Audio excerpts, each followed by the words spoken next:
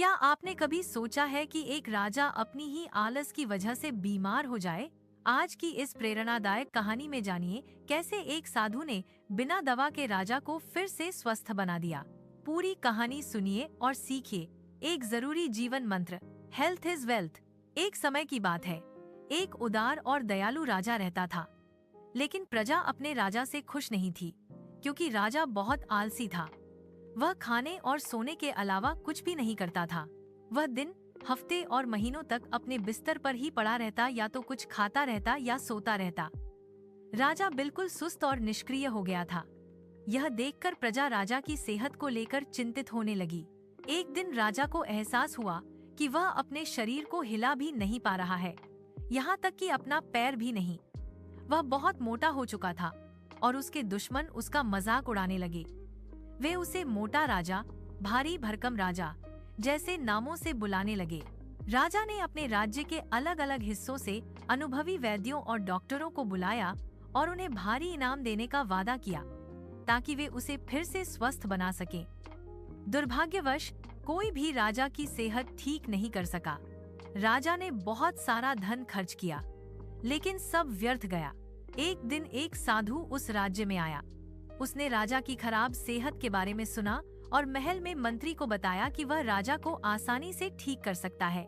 यह सुनकर मंत्री बहुत प्रसन्न हुआ और उसने राजा से साधु से मिलने का अनुरोध किया। वह साधु बहुत दूर एक स्थान पर रहता था।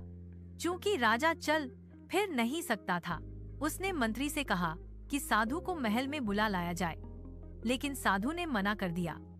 उसने कहा कि यदि राजा स्वस्थ होना चाहता है तो उसे स्वयं उसके पास आना होगा।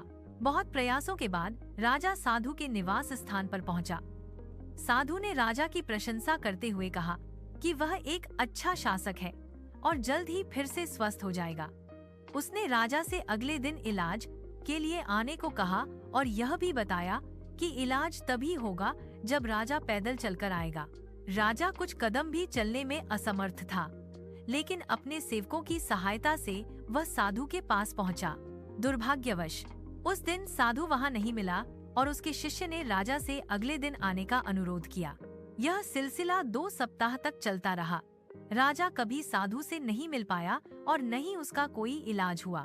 धीरे धीरे राजा ने महसूस किया कि उसका शरीर हल्का हो गया है, उसका वजन काफी कम हो गया है और वह पहले से कहीं अधिक सक्रिय महसूस करने लगा है। तब उसे समझ में आया कि साधु ने उसे पैदल चलकर आने के लिए क्यों कहा था। कुछ ही समय में राजा पूरी तरह स्वस्थ हो गया और उसके राज्य की प्रजा बहुत खुश हुई। तो दोस्तों, इस कहानी से हमें क्या सीख मिलती है? सेहत से बढ़कर कुछ नहीं। अगर हम अपने शरीर का ध्यान नहीं रखेंगे तो धन और शक्ति भी किसी काम की नहीं। अगर आपको यह कहानी पसंद आई हो तो वीडियो को लाइक करें, शेयर करें और ऐसी ही प्रेरणादायक कहानियों के लिए चैनल को सब्सक्राइब करना न भूलें।